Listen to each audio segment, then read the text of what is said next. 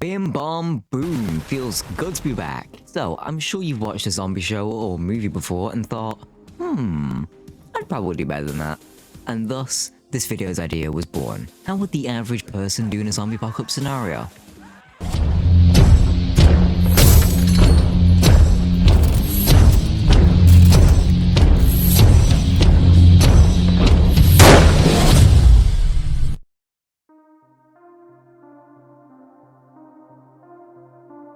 Now, let's set out some ground rules first. An assumption being that these zombies are of more than one type, starting with the walker. They're slow, dumb, your typical zombie. Then you have the runners. Think of the zombies of World War Z. These zombies aren't necessarily smart, but they certainly are fast, which is a problem. And then we have specialized zombies. We're picking the worst of the bunch, the hunters of Left 4 Dead, with their extreme hunting prowess, and the clickers with their area denial ability from The Last of Us. However, we won't be including their fungal nature. I'm not that much of an ass. These zombie types ensure that this is the absolute worst case scenario. It's better to prepare for the worst than prepare for the best. All of these zombies will be underneath the living branch of zombies, much like we covered in my other video on zombies. Having them being living beings instead of rotting corpses gives us an immediate need to get good around working around them, instead of just simply waiting 2 or so weeks for the infection to just die out, like with other scenarios such as Shaun of the Dead or 28 Days Later. The outbreak will be a viral disease spreading through blood and saliva. This virus has key symptoms before later turning the person. They are as follows: sweating, nausea, auditory sensitivity, paranoia. This will be a clear way to identify the virus, both in the early stages and in the future. The time it takes to turn will be around a day or so, give or take, depending on the health of the host. The virus can only infect humans, and it cannot make the jump between species because science bullshit. So, what can we presume in the early stages of the outbreak? Well, we can definitely presume that the sudden flood of patients into hospitals would immediately set off alarm bells at the WHO and other medical institutions around the world, at least for the first day from being noticed. Past the first day, many of the patients would have fully turned and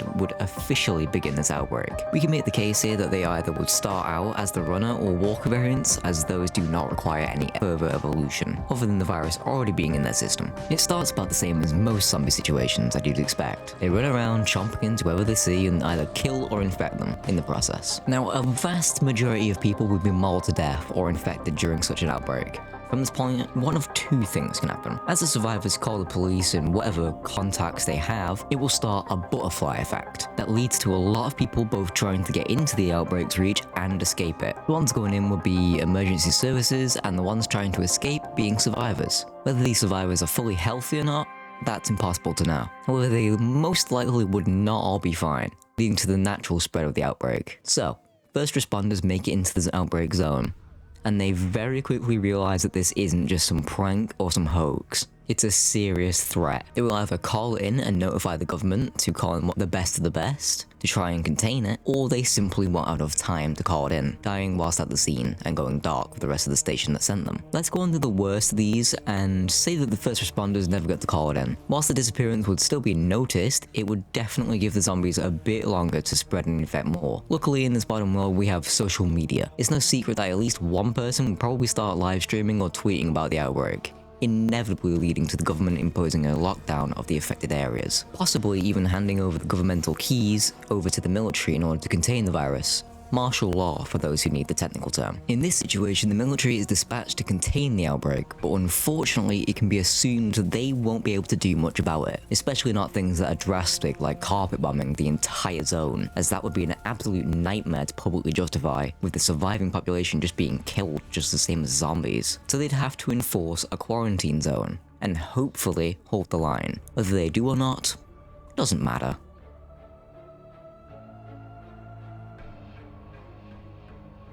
Let's just focus on you. First things first, you're in your home and you see the outbreak on fucking TikTok or some shit. First thing that you want to do, get the bath running. Fill as many containers as physically possible with water, as you won't have very long till most utilities either fall apart completely or simply get cut off, possibly around a few weeks to a month. Importantly, leave one single lamp on at a hidden place for a specific reason. You want as few signs that you're alive as is possible. Other survivors are likely going to be hostile as the rule of law falls apart and everyone starts going straight into their own survival mode. But the reason we're leaving just one light on that only we can see is so we can actually tell if the power's on or off. Put absolutely everything on charge. You may not get another chance for a very long time. Put your brightness down as far as possible, and for the love of God, stop watching things on your devices. Just save the battery for as long as you can. You can watch this video again, don't worry, I'm sure someone will save it for you. Now obviously, you're not going to want to go outside.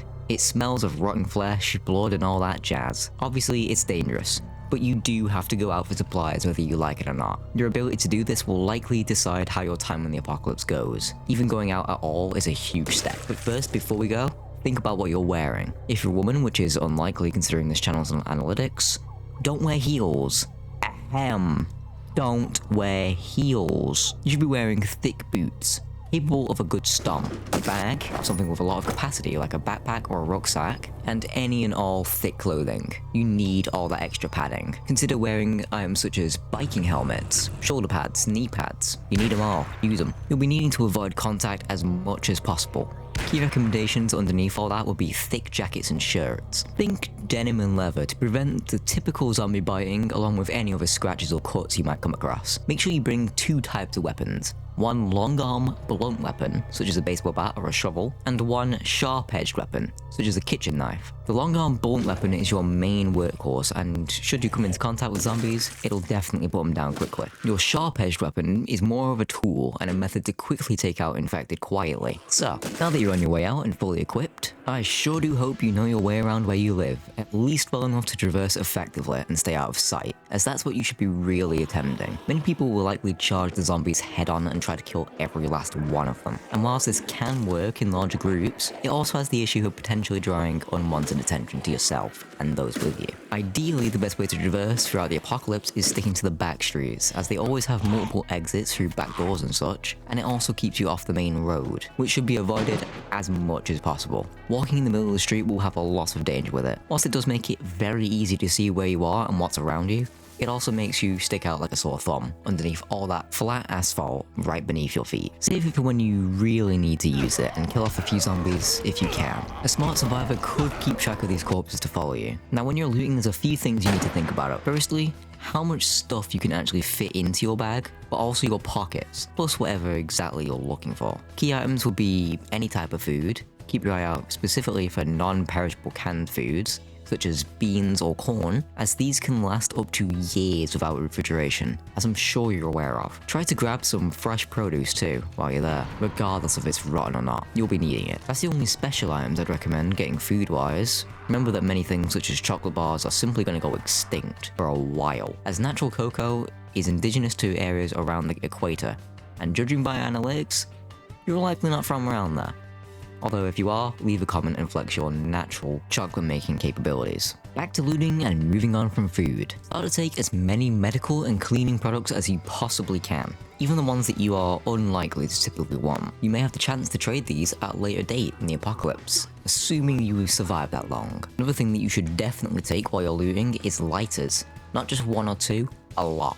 Fire is going to be your best friend once the power goes out, and when you lose heating, it definitely will save your life. If you don't have enough blankets to go around, now will be the time to grab some. By now your bag is probably getting quite full, but there's still something that you're going to need more than anything. Drinks. Skip the alcohol, as a vast majority of it won't even be strong enough to sterilize wounds, and I would definitely advise against getting drunk during the outbreak. The drinks you should be looking for vary, but pretty much anything non-alcoholic would be good. One thing to keep in mind when handling carbonated drinks like pop is that it can be prone to, well, not handling pressure very effectively, we'll say that. If you're going to go out of your way to get pop though, it's surprisingly good, especially for the outbreak. The added sugar and electrolytes in most of these drinks will actually keep you alert and even suppress your appetite for a little while, as carbonated drinks slow down how quickly food moves through your stomach, leading to feeling full for longer. Once you're done with the store, you should try to head home and try to avoid bumping into anyone else while you're out. It may only be the beginning of the apocalypse, but most zombie media makes it very apparent that the most dangerous thing during the apocalypse isn't actually the zombies, but instead your fellow human survivors. We know how people can get. Imagine Black Friday sales with no laws and everything's free. That's essentially what the first wave of looting would be like. I wouldn't recommend fighting other people. If someone has the upper hand on you, then I'd rather lose some beans than my life. Hopefully you'll make it home safely, and when you do, you have to make sure that your living space is going to be safe for a longer period of time. In this scenario, we're imagining that you live alone with no pets. However, those with pets will definitely have a rough time. I'd recommend letting your pet run free and live a life on its own, as most house pets won't contribute well to fighting the infected. Once you make it home, you should try to lay out all the food you have and start taking inventory. The things you're going to want to note down are the number of food items you have, their caloric intake, and most importantly, the expiration date. The average person needs a certain amount of calories to function, ranging from 1,800 calories to 2,400 calories for an adult per day. Then take the number of calories your food stockpile has, and then take away, we'll say, 2,000 calories for simplicity's sake. Then keep doing this until you've gone through all of your food. You'll be left with how many days of food you have. Same going for water. The average amount of water an adult needs ranges from 2.7 litres to 3.7 litres, 91 to 125 ounces for you Americanos. Check how much each of your containers keep and try to not go over your daily requirements, as every sip you take from now on affects the sips you take in the future. Obviously at the beginning of the outbreak while the water's still running, take advantage of that. From this point on, you can't take a day off. Every day you spend should be used on something, whether it be going out looting or making your home more secure. We've dealt with the first one, but now let's work on the second one. Obviously you should lock your doors and windows, that should go without saying, but you should also make sure that you shut every single blind and make it impossible for anyone to see inside. This will keep both you and your loot a lot safer, unless you feel comfortable with the prospect of other people potentially finding you out. I'd recommend passing up on boarding windows. Obviously, a window like that would be extremely suspicious in a world of broken and wide open windows. When looking at your home, you should think, if a zombie gets into this room, how can I escape? Your home should have at least 2 exits should anything bad happen. If zombies coming through one exit, you can always slip through out the other. Another key thing that you can immediately do is some interior designing.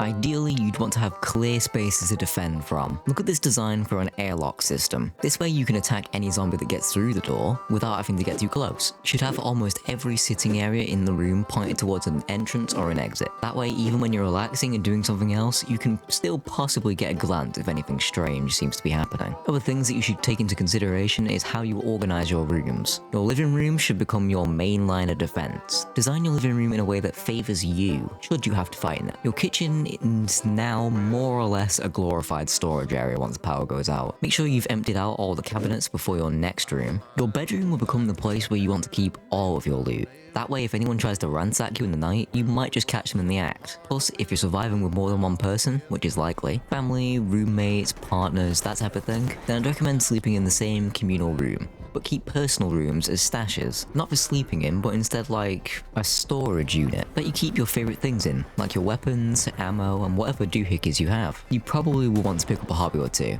Writing, knitting, that sort of thing. You're gonna have a lot of spare time after all, and this is only getting started.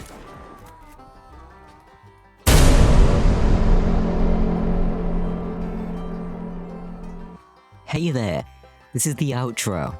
I just thought I'd slip a little note here. Yes, I know that's a pretty lame ending, but this isn't actually the end. I intend for this to be a 3-part adventure, going through the entire apocalypse from the very beginning all the way up to the post-apocalypse. If that sounds like an interesting series to you, drop a like and subscribe. Make sure you hit the notification bell on your way out so that you don't miss the other parts. Thanks for watching. I'll see you all in the next one. Bye bye.